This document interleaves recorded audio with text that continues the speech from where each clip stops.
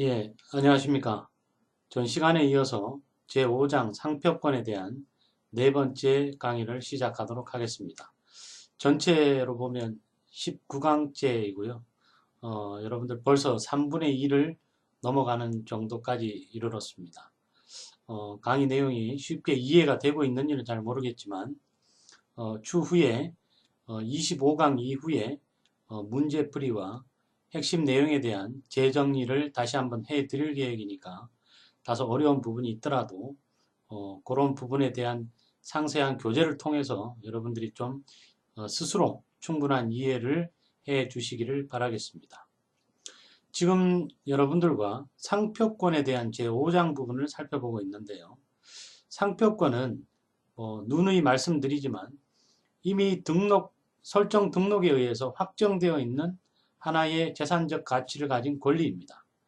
이런 어떤 재산적 가치에 대한 권리는 직접 사용을 하는 경우도 있지만 최근 일반적으로는 여러 영역에 대해서 사용권 제도를 운용하고 있는 것들이 상표권에 대한 일반적 사용의 형태가 되겠습니다. 이번 시간에는 상표권의 전용 사용권, 통상 사용권, 그리고 일반적 허락을 통한 일종의 여타의 사용권, 그리고 법정 사용권 등에 대한 내용들을 중심으로 살펴볼 예정인데요. 사용권은 실제로 상표권자들이 자신이 물건을 만들거나 해당 서비스표에 대한 사업을 진행하지 않음에도 불구하고 상표를 유효하게 권리 유지할 수 있는 그런 하나의 방법이 되겠고요.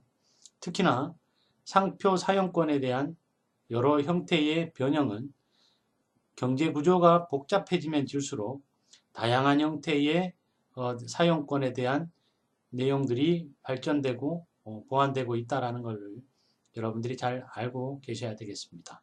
먼저 지난 앞 시간에 대한 내용을 자료를 통해서 살펴보고 이번 시간 상표권에 대한 사용권 내용을 살펴보도록 하겠습니다.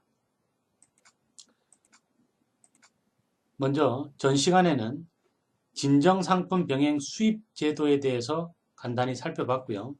진정상품 병행 수입 제도란 쉽게 말해서 해외에서 진정상품, 진품을 적법하게 취득한 이후에 국내에 있는 상표권자나 이해관계의 관계자의 허락을 득하지 않고 수입 절차를 통하여 들어온 이후에는 자유롭게 판매와 유통을 할 수 있는 허용하는 그런 제도라고 말씀을 드렸습니다. 대부분의 국가들이 오늘날 경제 구조에서 병행 수입 제도를 허용을 하고 있는 것들이 일반적이고요. 우리나라의 경우에는 1995년부터 병행 수입 제도를 관세청을 중심으로 운용을 하고 있는 그러한 제도가 되겠습니다. 다만 병행 수입 제도는 상표권의 권리의 현상과 더불어서 병행 수입이 허용되는가, 그렇지 않으면 허용되지 않는가, 이렇게 양분해서 나누어 볼 수 있다라는 말씀을 드렸는데요. 기본적으로 대부분의 상표나 물품들은 진정상품 병행 수입 제도를 통하여 수입이 허용된다라고 해도 과언이 아니라고 말씀을 드렸고, 다만 몇 퍼센트 작은 범위에 있어서 대략 99%가 병행 수입이 허용이 된다면 1%의 병행 수입이 되지 않는 불가 상표 내지는 병행 수입 불가 제품이 있을 수 있다라는 말씀을 드렸습니다. 따라서 병행 수입은 허용되는 경우를 살펴보면 상표권자가 동일한데 진정 상품을 취득을 전제로 정상적인 우리 혹은 해당 국가의 수입 신고 절차를 통하여 해당 관청에 신고를 하고 들어온 경우에는 진정상품 병행 수입이 허용도 되고 적법한 절차에 의해 진행이 된 것이라 할 수 있고요. 최근에 해외 구매 대행이라든지 직접 구매 등의 활성화 문제들 때문에 병행 수입 제품에 대한 관심이 굉장히 많이 높아져 있다라는 말씀을 드렸고, 다만 진정상품 병행 수입 제도는 허용론과 금지론이 각각 공존하고 있으면서 각각이 주장하는 장단점과 폐해에 대한 부분들이 있음을 지난 시간에 말씀드린 바 있습니다.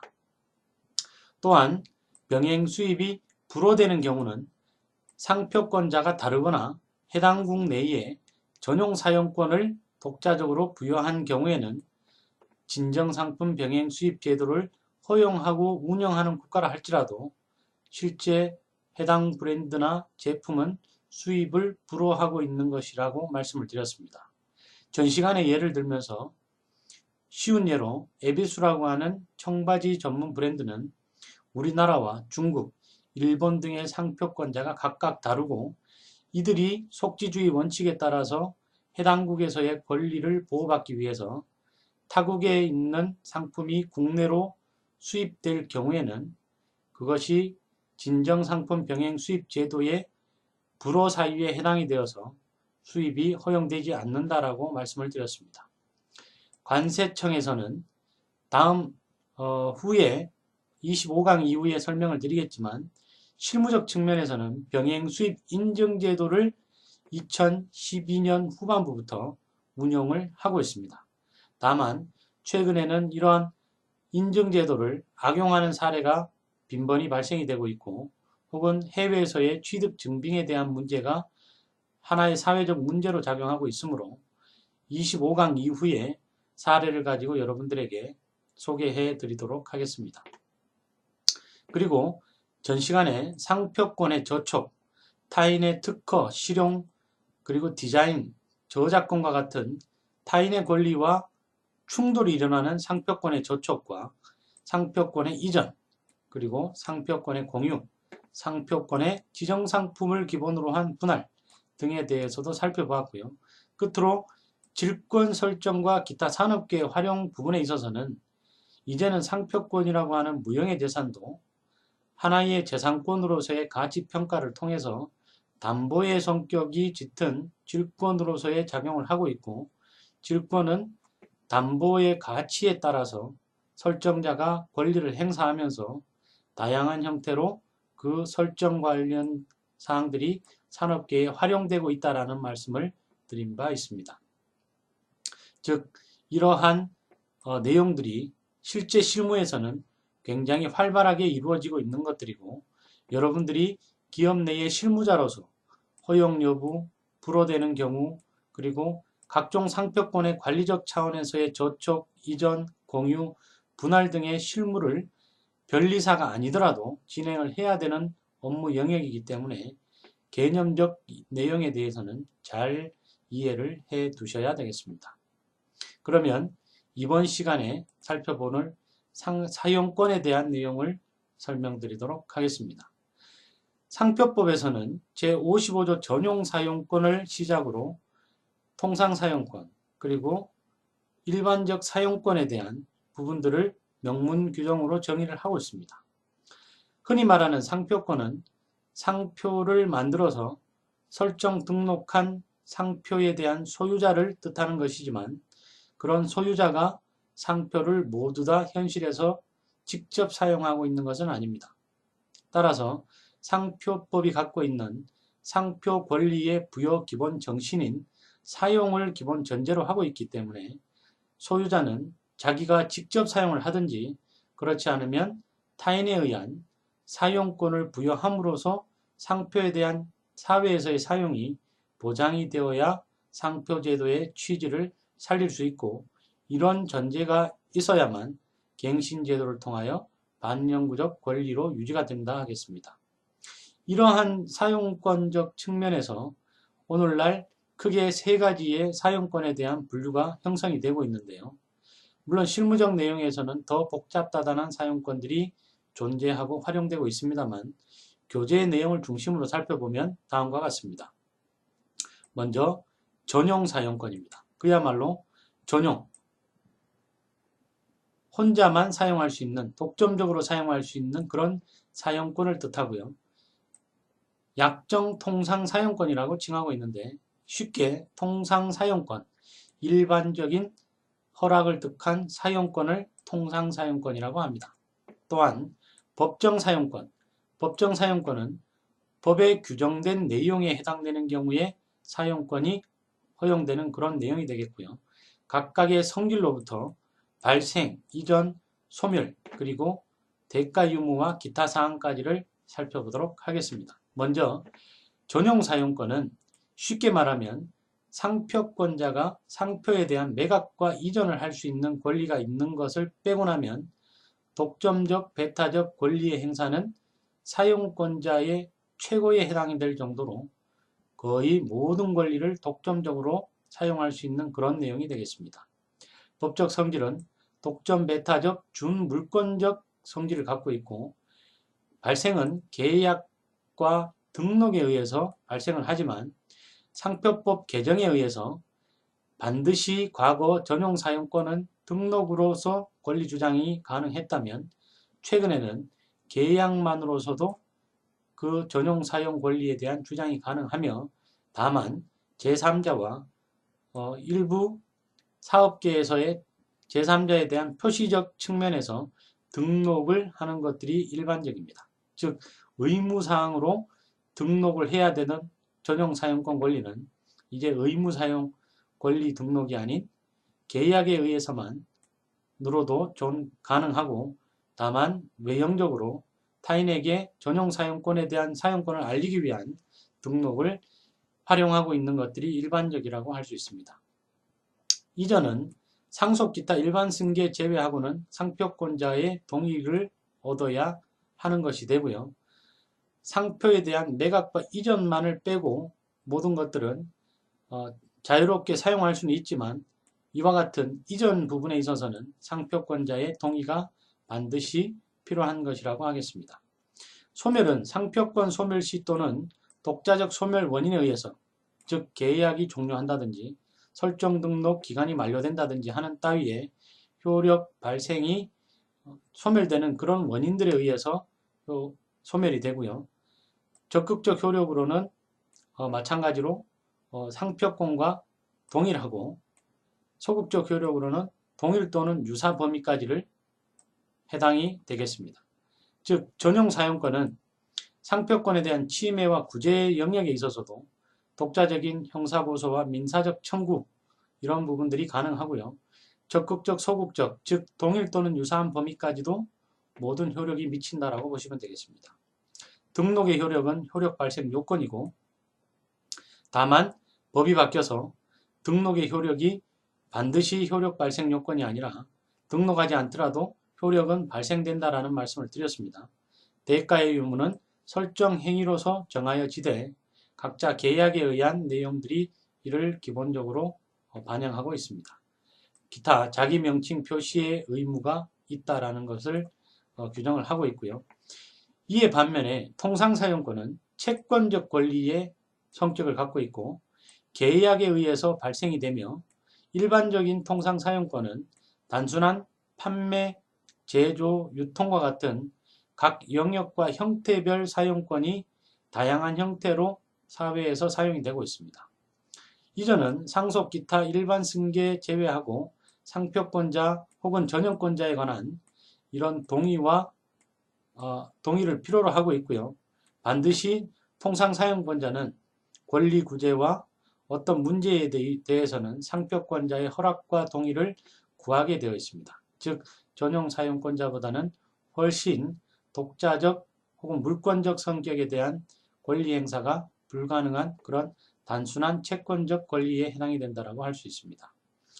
소멸은 상표권 소멸 시 또는 독자적인 소멸, 즉 계약 만료라든가 이러한 소멸 원인에 의해서 만료가 되고요.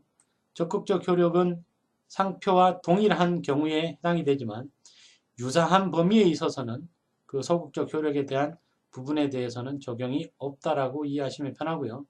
등록의 효력은 제3자의 대항 요건, 이 마찬가지로 전용 사용권이 법이 바뀌어서 제3자의 대항 요건으로 실무상 많이 등록을 활용한다는 말씀 드렸고요. 설정 행위로 대가 유무를 정하고 기타 자기 명칭 표시의 의무가 있다라는 것을 알아두시면 되겠습니다. 또한 법정 사용권은 마찬가지 통상사용권과 마찬가지로 채권적 권리의 성격으로서 법률의 규정에 해당될 때 그때에 발생이 되며 이전은 상속 기타 일반 승계 제외하고 상표권자 혹은 전형사용권자의 동의를 필요로 합니다. 소멸은 상표권 소멸시 또는 독자적인 소멸 원인에 의해서 마찬가지로 소멸이 되고요. 적극적 효력의 경우에는 동일 유사 범위에서도 발생이 되지만 소극적 의미의 내용은 그 적용이 없다라고 이해를 하시면 되고, 등록은 필요하지 않고 제3자 대항 요건으로 해당이 되며, 대가 유무는 원특허권자 혹은 선사용권자는 무상으로 사용할 수 있다라는 정도의 법 규정이 규정되어 있습니다. 기타 혼동 방지 표시권이 필요한 그런 내용들이 법정 사용권의 특징이라면 특징이 되겠습니다. 다음으로 존속기간 만료 후에 법정 사용권에 대해서 우리 법 제57조 2에서 규정을 하고 있는데요. 여러분들이 다양한 형태의 전용 혹은 통상 사용, 그리고 이런 법정 사용권이 존재하고 있고, 이러한 것들은 대략적으로 계약에 의해서 전용과 통상 사용권이 설정 사용이 되고 있으며, 법정 사용권은 57조와 같은 이런 상표법의 규정에 의한 해당이 되었을 때 사용 가능하다라는 정도로만 이해를 하고 계시면 되겠습니다. 따라서 존속기간 만료 후 법정 사용권에 대한 내용은 자료를 가지고 간략하게 살펴만 보면, 먼저 법적 성질은 앞서 본 바와 같이 채권적 권리로 상표를 사용할 법적인 통상 사용권이 되겠고요. 인정 요건은 특허권 등 저작권의 경우는 해당이 없고, 출원일이 상표 등록 출원일과 같거나 그 전일 것, 특허권 등이 상표권과 저촉 관계에 있을 것, 그리고 특허권 등이 존속기간의 만료에 의해 소멸하였을 것, 무효나 포기 등의 소멸이 아닐 것, 부정경쟁의 목적이 아닐 것 등이 해당이 되고요. 권리의 내용은 권리를 가지는 자는 원특허권자나 그에 대한 전용 실시권자 또는 등록한 통상 실시권자의 경우에는 법정 사용권이 가질 수 있는 그런 내용이 되겠습니다. 법정의 사용권의 범위는 원특허권자 등은 원특허권 등 범위, 실시권자는 당의 실시권의 범위 안에서만 사용이 가능하다 하겠습니다. 또한 존속기간 만료 후의 법정 사용권은 존속기간은 말씀드렸던 것처럼 상표권이 유효하게 존속하는 권리의 기간이고, 그 기간이 만료 전과 만료 후에 대한 개념으로 분리해서 규정을 하고 있는데요. 대가는 원특허권자 등은 무상이나 실시권자는 유상이고, 권리의 발생에 따른 의무, 이전의 제한, 취소 심판과의 관계는 보시는 바와 같습니다. 특히 취소 심판과의 관계에 있어서는 제73조의 취소 심판 사유에 대한 그 통상 사용권자에 해당되지 않는다라는 것을 이해를 하셔야 되겠고요. 또한 선사용권이 57조의 3에 규정을 하고 있는데요. 선사용권이라고 하는 것은 법적 성질로 보면 채권적 권리의 상표를 사용할 법적 통상 사용권은 앞서 본 법정 사용권과 동일합니다.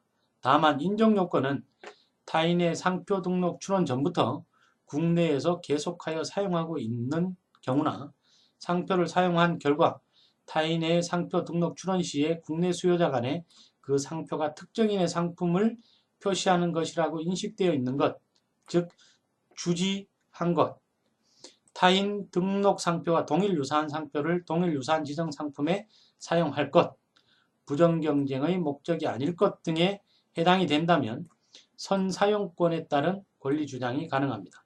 이러한 권리의 내용은 권리를 가지는 자의 경우에 타인의 등록 상표와 동일 유사한 상표를 동일 유사한 지정 상품에 사용하는 자로서 상기 1과 2 요건을 모두 갖춘 자 또는 그 지위를 승계한 자가 이에 포함이 되고, 법정의 사용권의 범위는 상표와 상품의 동일성 범위에 한하여 인정이 되고 대가는 무상입니다. 기타 혼동방지 표시 청구권이라든지 이전 제한 규정은 상기 57조의 이 법정 실시권과 사용권과 동일하고 제73조 상표 취소 심판의 요건에서 이야기하는 통상 사용권자에 해당되지 않는다라는 것은 앞서 본 법정 사용권의 조항과 내용이 동일하다는 것입니다. 끝으로 상표권의 소멸에 대해서 살펴보겠습니다. 상표권의 소멸은 존속기간이 만료하는 것을 가장 기본으로 하고 있고요. 크게 협의의 소멸 원인과 광의의 소멸 원인이 나누어지는데, 광의의 소멸 원인은 상표가 처음부터 존재하지 않았던 효과를 발휘하는 무효에 해당이 되어서 확정된 경우에는 상표권 자체는 큰 의미로서 처음부터 존재하지 않은 광의의 의미로 소멸 원인이 되겠고요. 대부분은 이와 같은 협의의 소멸 원인이 되는데, 존속기간의 만료, 10년이라고 하는 존속기간의 만료, 2회차 상표 등록료의 불납, 납부하지 않은 경우, 설정 등록일로부터 5년을 경과한 경우라든지, 상표권의 포기, 지정 상품별로나 말소 등록을 해야 하는 효력의 장래로 향해서 상표권의 효력이 없어진다는 것이고요. 상속인이 부존재해서 누군가 권리를 승계할 수 없거나 상속인이 있음에도 불구하고 이전 등록이 불이행된 경우, 즉 사망일로부터 3년이 되는 날까지 상표권의 이전 등록을 하지 않은 경우에는 3년이 된 다음 날에 소멸되고, 법인의 경우에는 법인의 청산 종결 등기일 내지는 기타 기일의 다음 날 소멸하는 것으로 되어 있습니다. 상표 등록의 취소, 그리고 분류전환 등록이 없는 경우에도 협의의 소멸 원인에 해당이 되겠고요. 이러한 내용들은 실무에 있어서 여러분들이 상표권의 유효한 관리적 측면에서는 여기에 있는 존속기간의 만료를 놓쳐서는 안 될 것이고요. 특히나 존속기간과 더불어서 사용료에 대한 실무적 유지 필요성에 대한 것들은 이러한 측면에서 잘 관리하고 판단을 해야만 되겠습니다. 제5장 상표권에 대한 내용 지금 4번째 살펴봤고요. 다음 시간 나머지 상표권에 대한 내용을 살펴본 이후에 다음 시간 상표권에 대한 모든 내용들은 정리를 하도록 하겠습니다.